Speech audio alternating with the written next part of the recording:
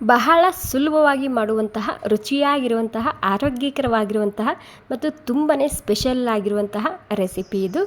ಆಲೂಗಡ್ಡೆ ಮತ್ತು ಮೆಂತ್ಯ ಸೊಪ್ಪು ಮಿಕ್ಸ್ ಮಾಡಿ ಪರೋಟ ಮಾಡ್ತಿದ್ದೀನಿ. ತುಂಬಾ ರುಚಿಯಾಗಿ ಬರುತ್ತೆ. ಸೊ ಒಂದು ಸಲ ಖಂಡಿತ ಟ್ರೈ ಮಾಡಿ ನೋಡಿ. ಮನೆಯಲ್ಲಿ ಎಲ್ಲರಿಗೂ ತುಂಬಾ ಇಷ್ಟ ಆಗುತ್ತೆ ಈ ರೆಸಿಪಿ.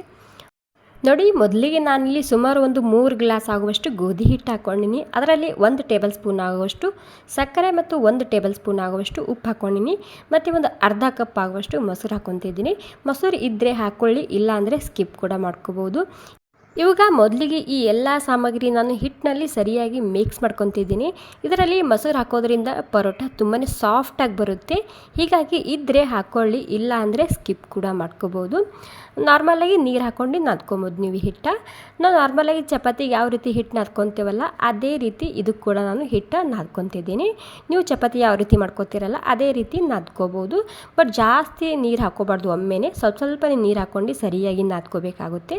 ನೋಡಿ, ಇವಾಗ ನಾನು ಹಿಟ್ಟನ್ನು ನಾದ್ಕೊಂಡಿನಿ. ಇವಾಗ ನಾದ್ಕೊಂಡಾದ್ಮೇಲೆ ಇದಕ್ಕೆ ಒಂದು 2ರಿಂದ 3 ಚಮಚ ಆಗುವಷ್ಟು ಎಣ್ಣೆ ಹಚ್ತಿದ್ದೀನಿ. ಇದಕ್ಕೆ ಈ ರೀತಿ ಎಣ್ಣೆ ಹಚ್ಚಿ ಇದಕ್ಕೆ ಒಂದು 10 ನಿಮಿಷ ಆಗೋ ತನಕ ಸೈಡ್ನಲ್ಲಿ ಎತ್ತಿಟ್ಕೊತಿದ್ದೀನಿ, ಅಂದರೆ ರೆಸ್ಟ್ ಮಾಡಲಿಕ್ಕೆ ಬಿಡ್ತಿದ್ದೀನಿ ಇದಕ್ಕೆ. ಓಕೆ, ಇವಾಗ ಹಿಟ್ಟು ನಾದ್ಕೊಂಡು ಆಗಿದೆ. ಇವಾಗ ಸೈಡಿಗೆ ಎತ್ತಿಟ್ಕೊತಿದ್ದೀನಿ. ಸೈಡಿಗೆ ಎತ್ತಿಟ್ಕೊಂಡು ಇಲ್ಲಿ ನಾನು ಆಲೂಗಡ್ಡೆ ತೊಗೊಂಡಿದ್ದೀನಿ. ಸುಮಾರು ಒಂದು ಅರ್ಧ kg ಆಗುವಷ್ಟು ಆಲೂಗಡ್ಡೆ ತೊಗೊಂಡಿದ್ದೀನಿ ಮತ್ತು ಬೇಯಿಸ್ಕೊಂಡು ತೊಗೊಂಡಿದ್ದೀನಿ. ಬೇಯಿಸಾದ್ಮೇಲೆ ಪೂರ್ತಿಯಾಗಿ ತಣ್ಣಗಾಗಿದೆ ಇವಾಗ, ಅಂದರೆ ತಣ್ಣಗೆ ಆದಮೇಲೆ ಈ ರೀತಿ ತುರ್ಕೊಳ್ಳಿ. ತಣ್ಣಗೆ ಆದಮೇಲೆ ಈ ರೀತಿ ಯಾಕೆ ತುರ್ಕೋಬೇಕಂದ್ರೆ ನಮಗೆ ಡ್ರೈ ಆಗಿ ಬರುತ್ತೆ ಸ್ಟಫಿಂಗು. ಹೀಗಾಗಿ ತಣ್ಣಗೆ ಮಾಡ್ಕೊಂಡು ಆದಮೇಲೆ ಈ ರೀತಿ ತುರ್ಕೋಬೇಕಾಗುತ್ತೆ. ಬೇಯಿಸ್ಕೊಂಡು ತೊಗೊಂಡಿದ್ದೀನಿ ಒಂದು 3-4 ಸೀಟಿ ಆಗೋ ತನಕ. ನೋಡಿ, ಈ ರೀತಿ ತುರ್ಕೊತಿದ್ದೀನಿ. ಈ ರೀತಿ ತುರಿಯೋ ಮಣಿ ಇಲ್ಲ ಅಂದರೆ ನೀವಿದು ಮ್ಯಾಶ್ ಕೂಡ ಮಾಡ್ಕೋಬೋದು. ಮ್ಯಾಶ್ ಮಾಡಿಕೊಂಡ್ರೆ ಗಂಟು ಇರಬಾರ್ದು, ಆ ರೀತಿ ಮ್ಯಾಶ್ ಮಾಡ್ಕೊಳ್ಳಿ. ನೋಡಿ, ಇವಾಗ ನಾನು 4 ಆಲೂಗಡ್ಡೆ ತುರ್ಕೊಂಡಾಗಿದೆ, ಅಥವಾ ಇದು ಅರ್ಧ kg ಆಲೂಗಡ್ಡೆ ತೊಗೊಂಡಿದ್ದೀನಿ ನಾನಿಲ್ಲಿ. ಇವಾಗ ತುರ್ಕೊಂಡಾದ್ಮೇಲೆ ನಾನಿಲ್ಲಿ ಹಸಿ ಮೆಣಸಿನ್ಕಾಯಿ ಮತ್ತು ಹಸಿ ಶುಂಠಿ ಹಾಕ್ಕೊತಿದ್ದೀನಿ. ಮೆಣಸಿನ್ಕಾಯಿ ಸಣ್ಣದಾಗಿ ಕಟ್ ಮಾಡ್ಕೊಂಡಿದ್ದೀನಿ, ಶುಂಠಿ ತುರ್ಕೊಂಡು ಹಾಕ್ಕೊತಿದ್ದೀನಿ. ಮತ್ತು ಕರಿಬೇವು ಸೊಪ್ಪು ಇದು, ಇದ್ರ ಕ್ವಾಂಟಿಟಿ ಸ್ವಲ್ಪ ಜಾಸ್ತಿನೇ ಇರಲಿ, ಕರಿಬೇವು ಸೊಪ್ಪಿನ ಕ್ವಾಂಟಿಟಿ. ಮತ್ತು ಕೊತ್ತಂಬರಿ ಸೊಪ್ಪು ಹಾಕ್ಕೊತಿದ್ದೀನಿ, ಸುಮಾರು ಅರ್ಧ ಕಪ್ ಆಗೋಷ್ಟು ಸಣ್ಣದಾಗಿ ಕಟ್ ಮಾಡ್ಕೊಂಡು. ಮತ್ತು ರುಚಿಗೆ ತಕ್ಕಷ್ಟು ಉಪ್ಪು ಹಾಕ್ಕೊತಿದ್ದೀನಿ. ಮತ್ತು ಖಾರಕ್ಕೆ ಎಷ್ಟು ಬೇಕಷ್ಟು ರೆಡ್ ಖಾರದ ಪುಡಿ ಹಾಕ್ಕೊತಿದ್ದೀನಿ. ಹಸಿ ಮೆಣಸಿನ್ಕಾಯಿ ಕೂಡ ಹಾಕಿರ್ತೀವಲ್ಲ, ಹೀಗಾಗಿ ನೋಡ್ಕೊಂಡು ಹಾಕ್ಕೊಳ್ಳಿ ನೀವು ಇಲ್ಲಿ ಖಾರನ. ಇವಾಗ ಇದರಲ್ಲಿ 1 ಟೇಬಲ್ ಸ್ಪೂನ್ ಆಗುವಷ್ಟು ಕಿಚನ್ ಕಿಂಗ್ ಮಸಾಲ ಹಾಕ್ಕೊತಿದ್ದೀನಿ. ಈ ಕಿಚನ್ ಕಿಂಗ್ ಮಸಾಲ ಇಲ್ಲ ಅಂದರೆ ಗರಂ ಮಸಾಲ ಹಾಕ್ಕೊಳ್ಳಿ, ಅದು ಕೂಡ ಇಲ್ಲ ಅಂದರೆ ಸ್ಕಿಪ್ ಕೂಡ ಮಾಡ್ಕೋಬೋದು. ಇವಾಗ ಕ್ಲೀನಾಗಿ ತೊಳ್ಕೊಂಡು ಡ್ರೈ ಮಾಡ್ಕೊಂಡು ಹಾಕ್ಕೊತಿದ್ದೀನಿ ಮೆಂತ್ಯ ಸೊಪ್ಪು, ಸುಮಾರು 1 ಸೂಡಾಗುವಷ್ಟು. ಇಲ್ಲಿ ನೀವು ಮೆಂತ್ಯ ಸೊಪ್ಪು ತೊಳೆದ ತಕ್ಷಣ ಇದರಲ್ಲಿ ಹಾಕಬಾರ್ದು, ಡ್ರೈ ಮಾಡ್ಕೊಂಡೇ ಹಾಕ್ಕೊಳ್ಳಿ, ಇಲ್ಲಾಂದರೆ ಸ್ಟಫಿಂಗ್ ಡ್ರೈ ಆಗಿ ಬರೋದಿಲ್ಲ. ಇವಾಗ 1 ಟೇಬಲ್ ಸ್ಪೂನ್ ಆಗುವಷ್ಟು ಸೋಪು ಮತ್ತು 1 ಟೇಬಲ್ ಸ್ಪೂನ್ ಆಗುವಷ್ಟು ಜೀರಿಗೆ ಹಾಕ್ಕೊಂಡಿನಿ. ಇಲ್ಲಿ ಮೆಂತ್ಯ ಸೊಪ್ಪು ಕ್ಲೀನಾಗಿ ತೊಳ್ಕೊಂಡು ಡ್ರೈ ಮಾಡ್ಕೊಂಡು ಅಥವಾ ಫ್ಯಾನಿಂಗ್ ಗಾಳಿಗೆ ಹಾಕಿ ನೀವು ಇದರಲ್ಲಿ ಹಾಕೋಬೋದು. ಒಂದು ಸ್ವಲ್ಪ ಮೊದಲಿಗೆ ನೀವು ಚೆಕ್ ಮಾಡಿ ನೋಡಬೇಕಾಗುತ್ತೆ, ಮೆಂತ್ಯ ಸೊಪ್ಪು ಡ್ರೈ ಆಗಿದೆ ಅಥವಾ ಸ್ವಲ್ಪ ಹಸಿ ಇತ್ತಂದ್ರೆ ಸ್ವಲ್ಪ ಫ್ಯಾನಿಂಗ್ ಗಾಳಿಗೆ ಹಾಕಿ ಇದರಲ್ಲಿ ನೀವು ಹಾಕ್ಕೋಬೋದು. ಮತ್ತು ನಿಮಗೆ ಎಷ್ಟು ಬೇಕೋ ಅಷ್ಟು ನೀವು ಇದರಲ್ಲಿ ಮೆಂತ್ಯ ಸೊಪ್ಪನ್ನ ಹಾಕ್ಕೋಬೋದು. ಸ್ವಲ್ಪ ಆಲೂಗಡ್ಡೆ ಕ್ವಾಂಟಿಟಿ ಹೆಚ್ಚಿಗಿರಲಿ, ಮೆಂತ್ಯ ಸೊಪ್ಪಿನ ಕ್ವಾಂಟಿಟಿ ಕಮ್ಮಿ ಇರಲಿ, ಆ ರೀತಿ ಇದರಲ್ಲಿ ಸ್ಟಫಿಂಗ್ ಮಾಡ್ಕೊಳ್ಳಿ, ತುಂಬಾ ಸರಿಯಾಗಿ ಬರುತ್ತೆ. ನೋಡಿ, ಎಲ್ಲ ಸೇರಿಸಿ ನಾನು ಮಿಕ್ಸ್ ಮಾಡ್ಕೊಂಡಿನಿ. ಇದು ಪರ್ಫೆಕ್ಟಾಗಿ ಬಂದಿದೆ, ಇದೇನು ಹಸಿ ಅನ್ನಿಸ್ತಿಲ್ಲ ನನಗೆ. ನೋಡಿ, ಈ ರೀತಿ ಉಂಡೆ ಕಟ್ಟೋದಕ್ಕೆ ಸಲೀಸಾಗಿ ಬರ್ತಿದೆ. ನಿಮಗೆ ಇಲ್ಲಿ ಈ ರೀತಿ ಉಂಡೆ ಕಟ್ಟೋಕ್ಕೆ ಬರ್ತಿಲ್ಲ, ಕೈ ಮೆತ್ತಿದ್ರೆ ನೀವು ಇದರಲ್ಲಿ ಒಂದು ಸ್ವಲ್ಪನೇ ಬೇಸನ್ ಹಿಟ್ಟು ಹಾಕೋಬೋದು, 1ರಿಂದ 2 ಚಮಚ ಆಗುವಷ್ಟು, ಅಥವಾ ಗೋಧಿ ಹಿಟ್ಟು ಹಾಕ್ಕೊಂಡು ಅಡ್ಜಸ್ಟ್ ಮಾಡ್ಕೊಳ್ಳಿ, ಒಂದು 2-3 ಚಮಚ ಆಗುವಷ್ಟು. ಇವಾಗ ಸೈಡಿಗೆ ಎತ್ತಿಟ್ಕೊಂಡು ನಾನು ಇಲ್ಲಿ ಹಿಟ್ಟಿಗೆ ಕೂಡ ಒಂದು 10 ನಿಮಿಷ ಆಗಿದೆ.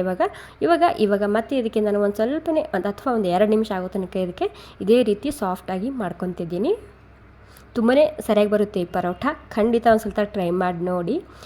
ಒಂದು ಸ್ವಲ್ಪ ನಾನು ಸಾಫ್ಟ್ ಮಾಡ್ಕೊಂಡಿನಿ ಹಿಟ್ಟು. ಸಾಫ್ಟ್ ಮಾಡ್ಕೊಂಡು ಆದಮೇಲೆ ಕೈಗೆ ಒಂದು ಸ್ವಲ್ಪ ಎಣ್ಣೆ ಹಚ್ಕೊಂಡು ನಾವು ಚಪಾತಿ ಎಷ್ಟು ಹಿಟ್ಟು ಹಿಡ್ಕೊತೀವಲ್ಲ ಅದಕ್ಕಿಂತ ಒಂದು ಸ್ವಲ್ಪ ಜಾಸ್ತಿನೇ ಹಿಡ್ಕೊಂಡಿನಿ ನಾನಿಲ್ಲಿ ಹಿಟ್ಟು. ಇದು ಸ್ವಲ್ಪ ಪರೋಟ ದಪ್ಪನೇ ಇರಬೇಕು, ಸರಿಯಾಗಿ ಬೇಯಿಸ್ಕೋಬೇಕಾಗುತ್ತೆ ಅಷ್ಟೇ, ಸ್ವಲ್ಪ ದಪ್ಪನೇ ಇರಲಿ, ತುಂಬಾ ಸರಿಯಾಗಿ ಬರುತ್ತೆ ಈ ಪರೋಟ. ಮತ್ತು ಇಲ್ಲಿ ನಾನು ಸ್ಟಫಿಂಗ್ ಕೂಡ ಸ್ವಲ್ಪ ಜಾಸ್ತಿನೇ ಹಿಡ್ಕೊಂಡಿನಿ. ಸ್ಟಫಿಂಗು ಮತ್ತು ಹಿಟ್ಟು ಎರಡೂ ನಾನಿಲ್ಲಿ ಜಾಸ್ತಿನೇ ಹಿಡಿದಿದ್ದೀನಿ. ನೀವು ಬೇಕಾದರೆ ಸ್ವಲ್ಪ ಕಮ್ಮಿ ಹಿಡ್ಕೋಬೋದು. ನಾನು ಸ್ವಲ್ಪ ದಪ್ಪನೇ ಮಾಡ್ತೀನಿ ಇದು ಪರೋಟ. ಎರಡು ಕಡೆಗೆ ಬೇಯಿಸುವಾಗ ಸ್ವಲ್ಪ ಎಣ್ಣೆ ಅಥವಾ ತುಪ್ಪ ಹಚ್ಚಿ ಸರಿಯಾಗಿ ಬೇಯಿಸಿದ್ರೆ ತುಂಬಾ ಸರಿಯಾಗಿ ಬರುತ್ತೆ ಈ ಪರೋಟ. ಮೇಲೆ ಒಂದು ಸ್ವಲ್ಪ ಗೋಧಿ ಹಿಟ್ಟು ಹಾಕ್ಕೊಂಡಿನಿ ನಾನಿಲ್ಲಿ, ಅಂದರೆ ಕೈಗೆ ಡ್ರೈ ಅನಿಸುತ್ತೆ ಅದು. ಓಕೆ, ನೋಡಿ, ಇದೇ ರೀತಿ ನಾವು ಹೋಳಿಗೆ ಯಾವ ರೀತಿ ಮಾಡ್ಕೊತೀವಲ್ಲ ಅದೇ ರೀತಿ ಇದನ್ನು ತುಂಬ್ಕೊತಿದ್ದೀನಿ. ಓಕೆ, ನೋಡಿ, ತುಂಬ್ಕೊಂಡಾಗಿದೆ. ಇವಾಗ ಏನಿಲ್ಲ, ಇದನ್ನು ಚಪಾತಿ ಯಾವ ರೀತಿ ಲಟ್ಟಿಸ್ಕೊತೀವಲ್ಲ ಅದೇ ರೀತಿ ಲಟ್ಟಿಸ್ಕೊಂಡು ತೊಗೋಬೇಕಾಗುತ್ತೆ ಇಲ್ಲಿ. ಓಕೆ ನೋಡಿ, ಇವಾಗ ಏನಿಲ್ಲ, ಸ್ಲೋಲಿಯಾಗಿ ಸ್ವಲ್ಪ ದಪ್ಪನೇ ಇರಲಿ ಅದೇ ರೀತಿ ಲಟ್ಟಿಸ್ಕೊಳ್ಳಿ. ಮತ್ತು ಜಾಸ್ತಿ ಜೋರು ಹಾಕಬಾರ್ದು ಲಟ್ಟಿಸುವಾಗ, ಸ್ಲೋಲಿಯಾಗಿ ಲಟ್ಟಿಸ್ಕೊಳ್ಳಿ. ಓಕೆ ನೋಡಿ. ಮತ್ತು ಫ್ರೆಂಡ್ಸ್, ಈ ರೆಸಿಪಿ ನಿಮಗೆ ಸ್ವಲ್ಪನಾದರೂ ಇಷ್ಟ ಆಗಿದರೆ ಒಂದು ಲೈಕ್ ಮಾಡೋದು ಮಾತ್ರ ಮರಿಬಾರ್ದು. ಇದರಲ್ಲಿಂದ ನನ್ನ ಚಾನಲ್ ಗ್ರೋ ಆಗೋಕ್ಕೆ ತುಂಬಾ ಹೆಲ್ಪ್ ಆಗುತ್ತೆ ನನಗೆ. ಹೀಗಾಗಿ ಓಕೆ ನೋಡಿ, ಎಲ್ಲ ಸೇರಿಸಿ ನಾನು ಚಪಾತಿ ಯಾವ ರೀತಿ ಲಟ್ಟಿಸ್ಕೊತೀವಲ್ಲ ಅದೇ ರೀತಿ ಸ್ಲೋಲಿಯಾಗಿ ಲಟ್ಟಿಸ್ಕೊತಿದ್ದೀನಿ. ಓಕೆ ನೋಡಿ, ಲಟ್ಟಿಸ್ಕೊಂಡಾಗಿದೆ. ಇಲ್ಲಿ ಹಂಚು ಕೂಡ ಸೈಡಿಗೆ ಗರಂ ಮಾಡಲಿಕ್ಕೆ ಇಟ್ಟಿದ್ದೀನಿ ನಾನು. ಗರಂ ಆಗಿದೆ ಹಂಚು ನೋಡಿ. ಜಾಸ್ತಿ ತೆಳ್ಳಗೆ ಲಟ್ಟಿಸಿಲ್ಲ ನಾನು, ಸ್ವಲ್ಪ ದಪ್ಪನೇ ಇದೆ ಪರೋಟ. ಇವಾಗ ಇಲ್ಲಿ ಹಂಚು ಕೂಡ ಗರಂ ಆಗಿದೆ. ಮೊದಲಿಗೆ ನಾನಿಲ್ಲಿ ಸ್ವಲ್ಪ ಎಣ್ಣೆ ಹಚ್ತಿದ್ದೀನಿ, ನೀವು ಇಲ್ಲಿ ತುಪ್ಪ ಕೂಡ ಹಚ್ಕೋಬೋದು. ಓಕೆ, ಇವಾಗ 1 ನಿಮಿಷ ಆಗೋ ತನಕ ನಾನು ಹಾಗೇ ಬಿಟ್ಟಿದ್ದೆ. ಇವಾಗ ಇದನ್ನು ಉಲ್ಟಾ ಹಾಕ್ಕೊತಿದ್ದೀನಿ. ವಾವ್ ನೋಡಿ, ಎಷ್ಟು ಉಬ್ಬಿದೆ ಅಲ್ವಾ. ಇವಾಗ ಏನಿಲ್ಲ, ಮೀಡಿಯಮ್ ಗ್ಯಾಸ್ನಲ್ಲಿ ಒಂದು ಚಪಾತಿ ಯಾವ ರೀತಿ ಬೇಯಿಸ್ಕೊತೀವಲ್ಲ ಅದೇ ರೀತಿ ಎರಡೂ ಕಡೆಗೆ ಎಣ್ಣೆ ಅಥವಾ ತುಪ್ಪ ಯಾವುದಾದ್ರೂ ಪರವಾಗಿಲ್ಲ, ಕೆಂಪಾಗೋ ತನಕ ಸೈಡಿಗೆಲ್ಲ ಪೂರ್ತಿಯಾಗಿ ಈ ರೀತಿ ಒತ್ತಿ ಬೇಯಿಸ್ಕೊಂಡ್ರೆ ತುಂಬಾ ರುಚಿಯಾಗಿರುವಂತಹ, ಆರೋಗ್ಯಕರವಾಗಿರುವಂತಹ ನೋಡಿ ನಮ್ಮ ರುಚಿಯಾಗಿರುವಂತಹ ಆಲೂಗಡ್ಡೆ ಮತ್ತು ಮೆಂತ್ಯ ಸೊಪ್ಪಿನ ಪರೋಟ ತಯಾರಾಗಿದೆ. ನನಗಂತೂ ಬಾಯಲ್ಲಿ ನೀರು ಬರ್ತಿದೆ, ಅಷ್ಟು ಸರಿಯಾಗಿ ಬಂದಿದೆ ಈ ಪರೋಟ. ಸ್ವಲ್ಪ ದಪ್ಪನೇ ಲಟ್ಟಿಸ್ಕೊಳ್ಳಿ, ಮತ್ತು ಬೇಯಿಸುವಾಗ ಸ್ವಲ್ಪನೇ ಸರಿಯಾಗಿ ಬೇಯಿಸ್ಕೊಂಡ್ರೆ ತುಂಬಾ ರುಚಿಯಾಗಿರುತ್ತೆ ಈ ಪರೋಟ. ಸೊ ಬಿಸಿ ಇರುವಾಗ ನೀವು ಇದ್ರ ಮೇಲೆ ಒಂದು ಸ್ವಲ್ಪ ತುಪ್ಪ ಹಾಕ್ಕೊಂಡು ಹಾಗೆ ಕೂಡ ತಿನ್ಬೋದು, ಅಥವಾ ಸ್ವಲ್ಪ ಮೊಸರು ಅಥವಾ ಟೊಮೊಟೊ ಕೆಚಪ್ಪು ಅದ್ರ ಜೊತೆ ಕೂಡ ತಿನ್ಬೋದು, ಅಥವಾ ನಿಮಗೆ ಯಾವುದಾದ್ರೂ ಬೇರೆ ಚಟ್ನಿ ಇಷ್ಟ ಆಯ್ತಂದ್ರೆ ಅದ್ರ ಕೂಡ ತಿನ್ಬೋದು. ಮತ್ತು ಈ ಟೊಮೊಟೊ ಕೆಚಪ್ ನಾನು ಮನೆಯಲ್ಲೇ ಮಾಡಿರೋದು, ಹಿಂದಿನ ವಿಡಿಯೋದಲ್ಲಿ ನಾನು ನಿಮಗೆ ತೋರಿಸಿದ್ದಲ್ಲ ಅದೇ ಟೊಮೆಟೊ ಕೆಚಪ್ ಅದ ಇದು. Okay friends, thank you so much. ಮತ್ತು ಮೊದಲೇ ಹೇಳಿದ ಹಾಗೆ ಒಂದು ಲೈಕ್ ಮಾಡೋದು ಮಾತ್ರ ಮರಿಬಾರ್ದು.